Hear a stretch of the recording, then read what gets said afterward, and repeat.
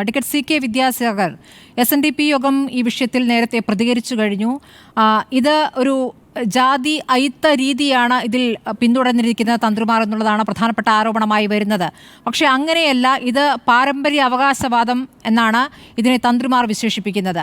ഈ ഘട്ടത്തിൽ ബാലു എടുക്കുന്ന നിലപാട് മാറി നിൽക്കുന്നു, അല്ലെങ്കിൽ താനൊരു വിവാദത്തിലില്ല എന്നുള്ള നിലപാട് ഭയത്തിൽ നിന്ന് വരുന്നതാണോ? എന്താണ് നിങ്ങളുടെ ഒരു മനസ്സിലാക്കൽ? ഈ ഘട്ടത്തിൽ കേരളം ഒന്നാകെ ബാലുവിനൊപ്പം നിൽക്കേണ്ട സാഹചര്യമാണ്, പക്ഷേ അതെത്രത്തോളം സംഭവിക്കുന്നുണ്ട്?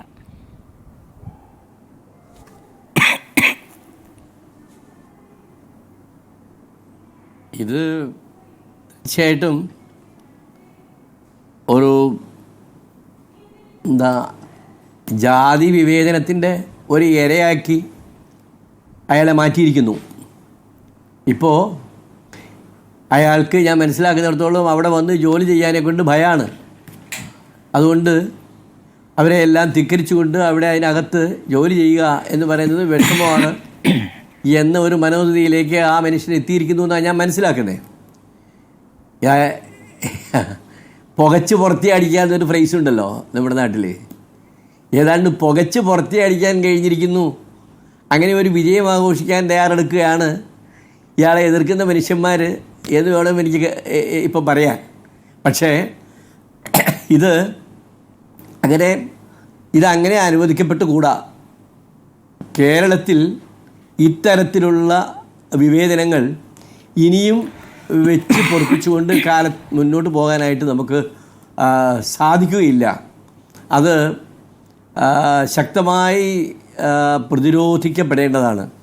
ഈ മനോനില ഇപ്പോഴും ഈ പോയ കാലത്തിൻ്റെ മാറാലകളെ മുഴുവനും മനസ്സിൽ സൂക്ഷിക്കുന്ന വിധത്തിലുള്ള ആചാരങ്ങളെയും അതിനെന്നും അണുവിട പോലും മാറ്റാൻ അനുവദിക്കില്ല എന്ന് പറയുന്ന ആ മനോനില, അത് ഈ ആധുനിക കേരളത്തിന് തീരെ യോജിച്ചതല്ല എന്ന് അതാരാണെങ്കിലും തിരിച്ചറിയാൻ തയ്യാറാകണം. അത് അവർ തിരിച്ചറിയാൻ തയ്യാറാകുന്നില്ല എങ്കിൽ ഇതിൻ്റെ ഭരണകർത്താക്കൾ, ഈ തന്ത്രിമാരെന്ന് പറയുന്നത് ക്ഷേത്രം ഭരണസമിതിയുടെ കീഴിൽ, രാജ്യാധികാരത്തിൻ്റെ കീഴിൽ വരുന്നവരാ. അപ്പോൾ തന്ത്രിമാർ അതിന് സമ്മതിക്കുന്നില്ലെങ്കിൽ തന്ത്രിമാരെ മാറ്റണം, അതിന് വ്യവസ്ഥ ഉണ്ടാകണം.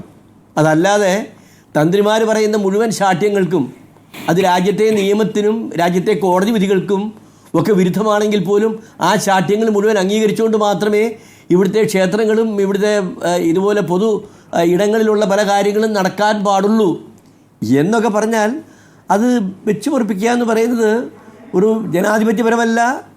അത് ഒരു പരിഷ്കൃത സമൂഹത്തിന് തീരെ കളങ്കമായിക്കൊണ്ട് എക്കാലത്തും നിലകൊള്ളുന്ന ഒരവസ്ഥയായി മാറും. അതുകൊണ്ട് അതിനെതിരെ ഈ രാജ്യത്തിൻ്റെ ഉത്തരവാദിത്വം, ഇതിൻ്റെ ഭരണപരമായ ഉത്തരവാദിത്വം വഹിക്കുന്ന ആളുകൾ, സംവിധാനങ്ങൾ അത് കർക്കശമായ നിലപാട് സ്വീകരിച്ചുകൊണ്ട് ഈ ദുരവസ്ഥയ്ക്ക് പരിഹാരം കാണണം.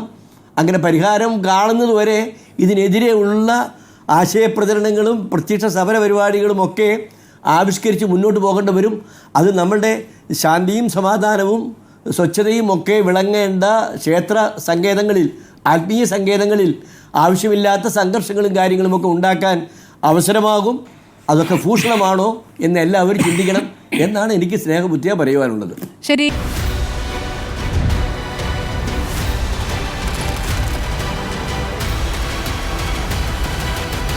ഡിബേറ്റ് വിത്ത് സ്മൃതി പരുത്തിക്കാട്.